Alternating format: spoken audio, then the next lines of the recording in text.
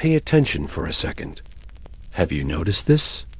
Every time you start texting someone too much, thinking about them too much, obsessing over, do they like me? What are they thinking? Why aren't they replying? It's like they slowly pull away. Their replies get shorter. The calls slow down. Even the way they end a sentence with a period feels cold. But then at some point, you get tired. You say to yourself, you know what? I'm done. I'm not going to care this much anymore. And suddenly something strange happens. Your phone lights up. Notifications pop in. Hey, how have you been? They start watching your stories again. The person who disappeared is suddenly back at the top of your feed. And you ask yourself, why do they want me when I finally stop caring? That's exactly what we're going to talk about today. But this video is not some how to play games and make them chase you trick. This video is about moving from the needy, chasing, begging mindset to the calm, choosing, attracting mindset. From a Stoic point of view, I want to tell you something very honest and a little brutal. People usually want you not when you abandon yourself, but when you hold on to yourself. If you're ready, take a deep breath and ask yourself, do I actually want to receive, or am I secretly addicted to chasing? Lesson 1. Wanting is natural. Clinging is poison. First, let's clear something up. Wanting is not bad. Even the Stoics wanted things: to be more virtuous, to have a calmer mind, to live a meaningful life. The problem is not the want. The problem is when wanting turns into clinging. The difference is subtle, but huge. Wanting.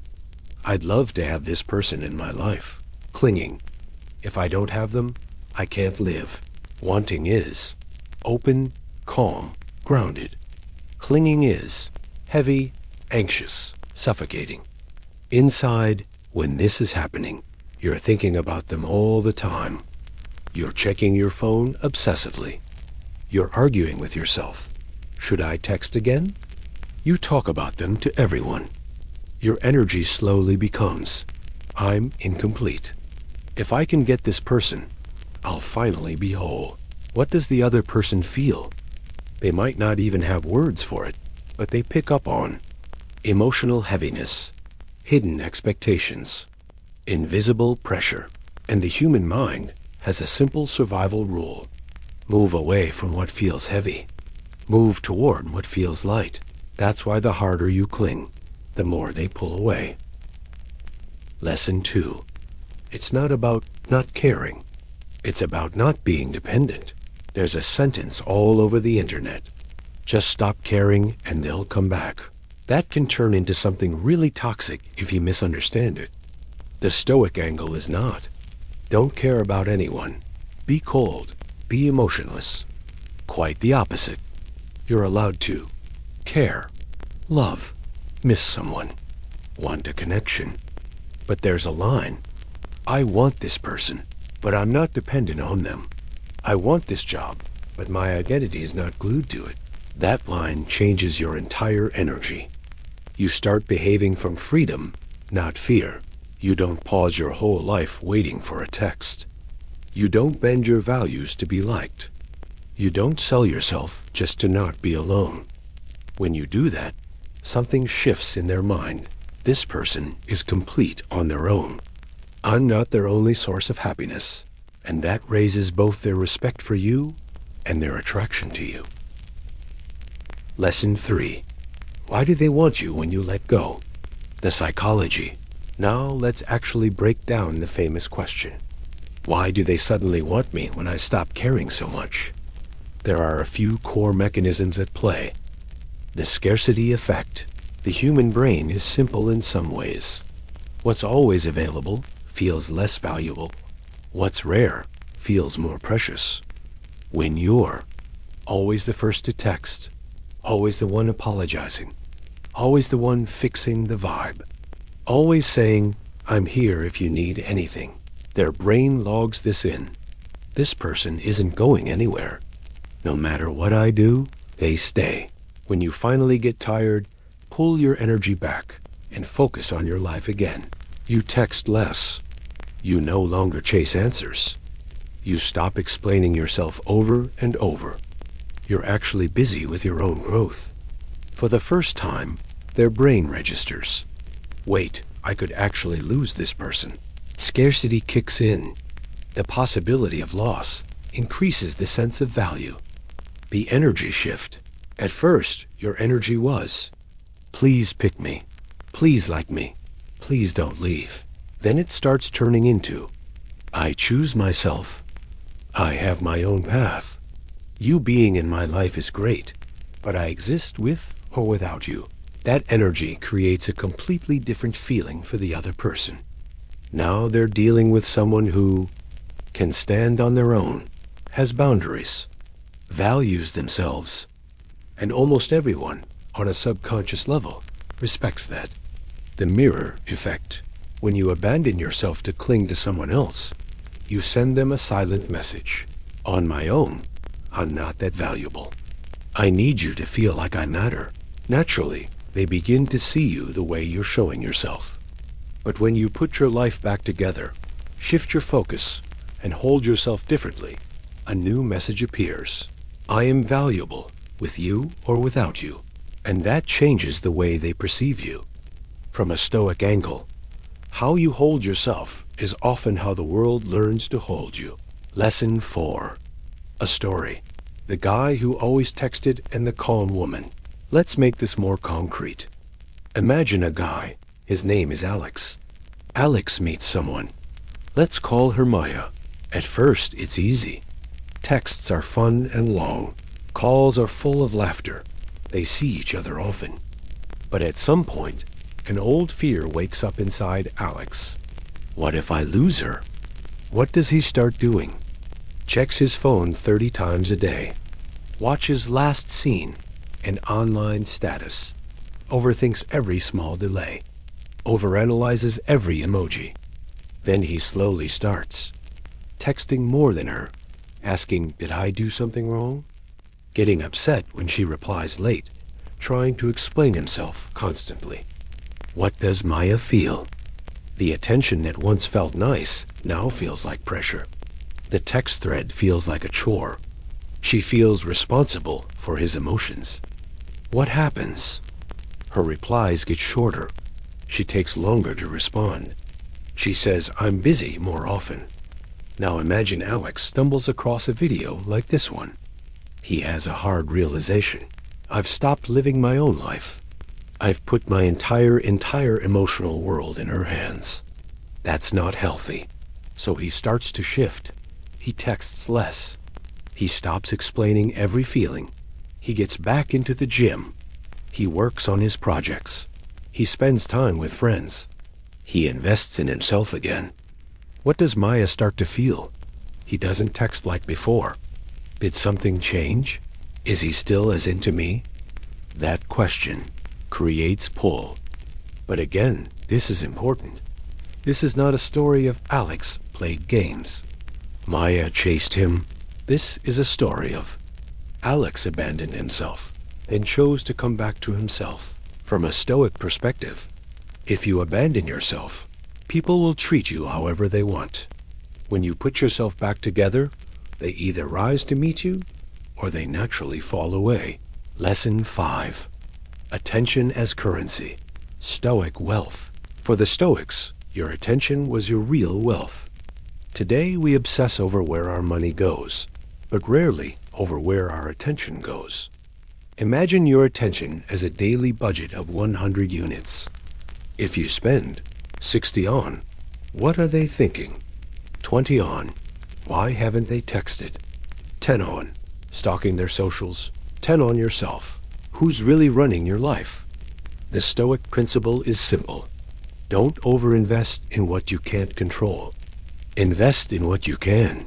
What can't you control? Whether they text or not, whether they stay or leave, whether they choose you or not, what can you control?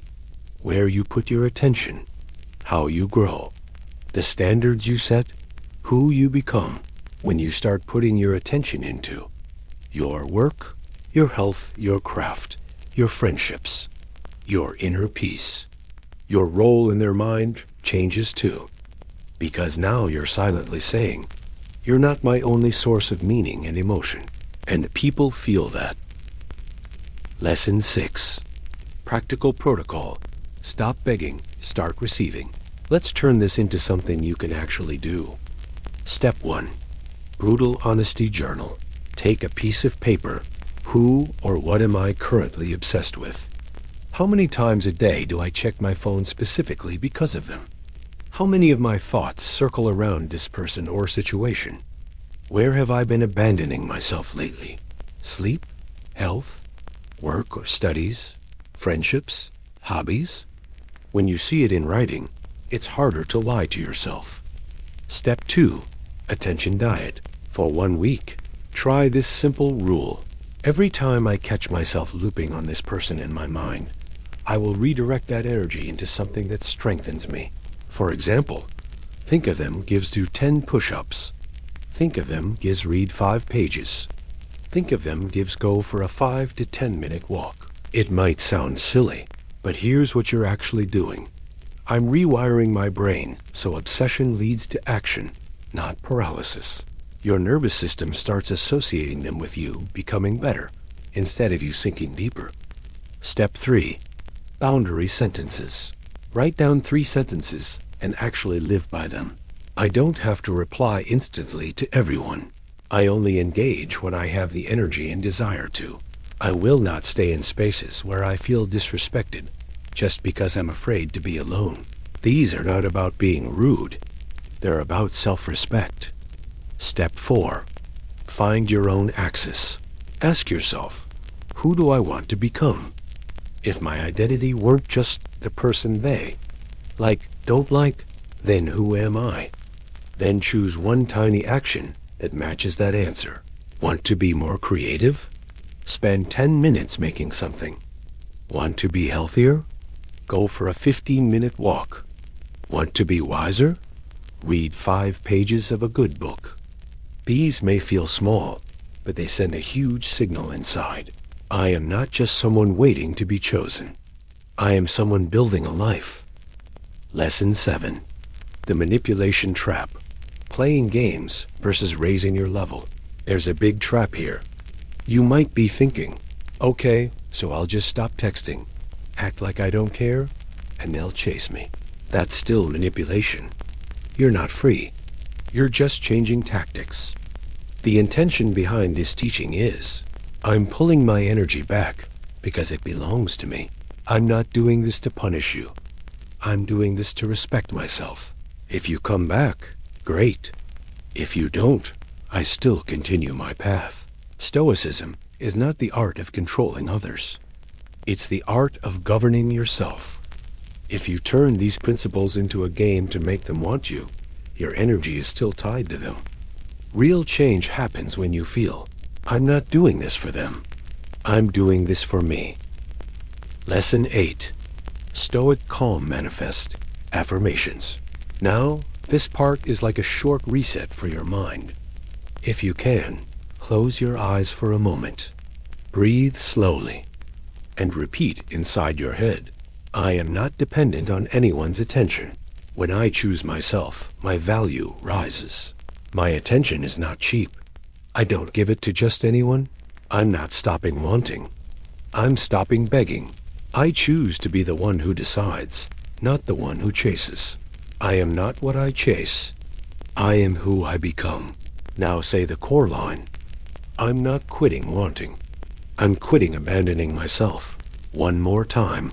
I pull my attention back. I take my power back. And one last time. I'm not truly attractive when I stop caring about them, but when I start choosing myself. Lesson 9. Closing and call to action. If you saw yourself anywhere in this teaching, make a tiny decision right now. From today on, either text someone a little less, or spend a little more time on yourself, or put your phone down and look inside for a moment. And if you want to seal this mentally, you can write one sentence somewhere, journal, notes app, comments, whatever. I'm taking my attention back. That sentence marks a shift. You're no longer just someone waiting to be chosen. You're becoming the stoic author of your own life. And remember, life doesn't respond to what you beg for. It responds to the level you rise to inside. We're not saying, stop wanting. We're saying, stop abandoning yourself. When you do that, the right people don't need to be chased. They recognize the value and step closer.